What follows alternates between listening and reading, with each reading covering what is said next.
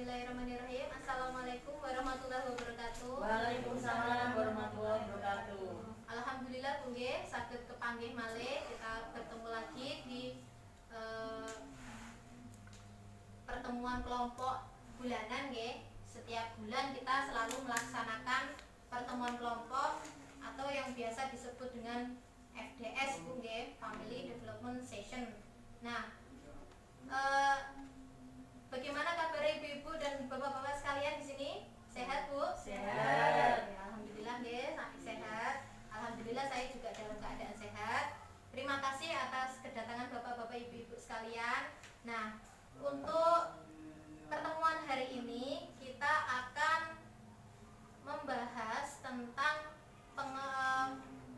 cermat meminjam dan menabung, Bu nggih. Ini adalah modul 2 di sesi 6.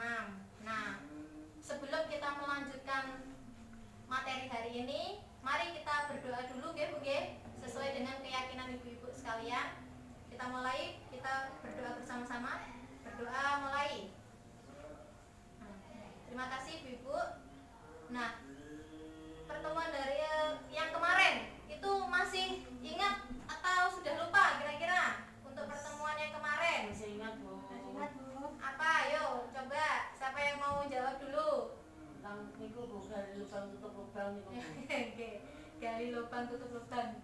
Ya, ini materi yang akan kita bahas nanti juga. Nah, untuk materi yang kemarin itu adalah pengelolaan keuangan Jadi kita sebagai ibu rumah tangga terutama biasanya sing memegang kendali soal keuangan keluarga.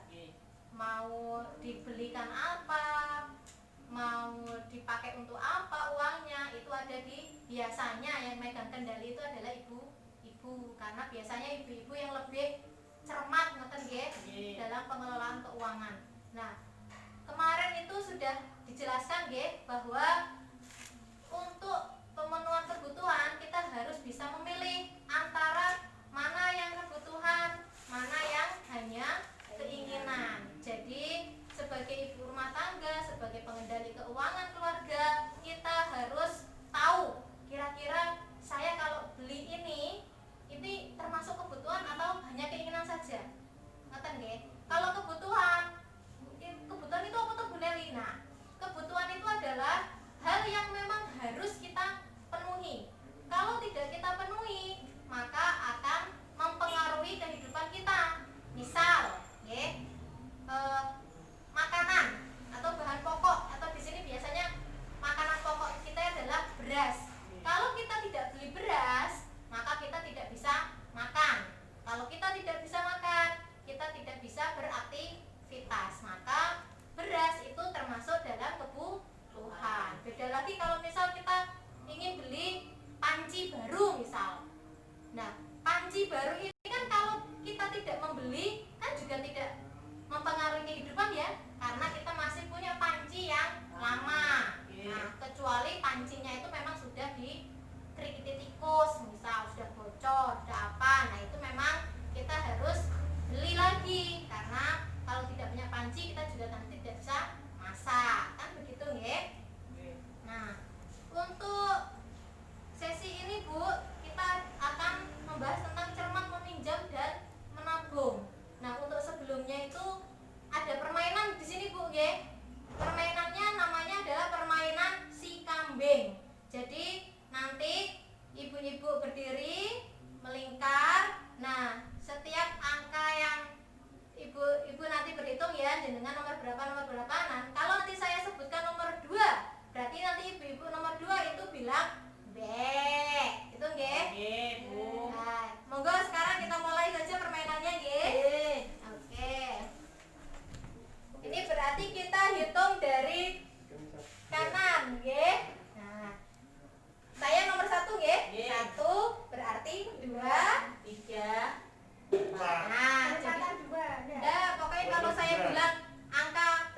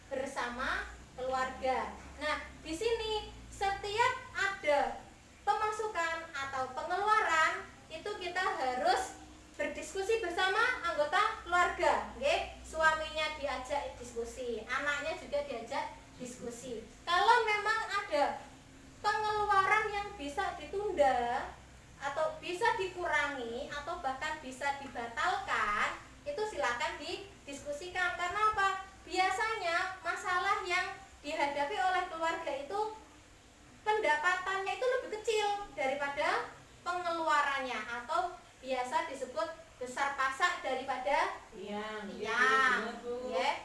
Nah, jadi kita berdiskusi bersama di sini, mana ya kira-kira pengeluaran yang bisa dibatalkan misal, atau dikurangi atau ditunda misal untuk pembelian panci baru, kira-kira itu bisa dibatalkan atau tidak. Kalau bisa dibatalkan, kita batalkan. Oke? Nah, Untuk HP, yang Bu. Hah? Nah, HP. HP, kalau HP itu masih bisa digunakan, ya tidak usah beli yang baru, kecuali HP-nya sudah remuk, nggih, Pak, nggih. Yang kedua, biasakan menabung dengan disiplin. Pulsa termasuk. Oh, nggih, pulsa itu juga bisa termasuk kebutuhan, bisa juga keinginan. Kalau pulsanya memang untuk bekerja, ya berarti itu bisa masuk ke kebutuhan. Tapi kalau pulsanya hanya untuk internetan, untuk nilai Facebook, untuk nilai Instagram, ya berarti itu hanya keinginan. Jadi pengalaman ini. Nggih, kalau pengalaman nilai Instagram, Pak. Nah, ini ada contoh menabung. Jadi menabung itu bisa di mana saja, nggih. Contohnya di gambar ini adalah ada yang di Calengan. Kalau Bu Lili itu ada di Arisan atau ada di koperasi. Nah, menabung itu tidak harus banyak, sedikit-sedikit, yang penting disiplin terus-menerus. Ini. Yang ketiga adalah pertimbangkan dengan matang sebelum memutuskan berhutang. Nah, kadang Bu nggih, kita tidak ingin ada kejadian yang tidak enak menimpa keluarga, entah itu sakit, entah itu kemalingan dan lain-lain. Nah, sebelum kita memutuskan berhutang, kita harus berpikir dengan matang. Misalnya kita itu hutang untuk apa, kemudian berapa yang bisa kita ambil hutang agar kita tidak terlalu berat dalam membayar, nggih. Yang kedua adalah mencari tempat yang paling aman, nggih, yang paling pengembaliannya itu paling kecil, misal di arisan atau koperasi. Jangan sampai kita berhutang di rentenir karena bunganya itu sudah besar. Yang ketiga, misal mudah, nggih, dalam berhutang. Nah, saya kira itu, Bu, nggih. Nah, ini ada tambahan yel-yel, Bu. Jadi kalau misal jenengan pengen semangat lagi, ini ada yel-yelnya, yaitu kalau misal saya bilang uang tidak cukup, jenengan menjawab ya diatur dong, gitu nggih, sambil tangannya di tengah. Ya diatur dong. Kata nggih? Mulai nggih yel-yelnya. Uang tidak cukup.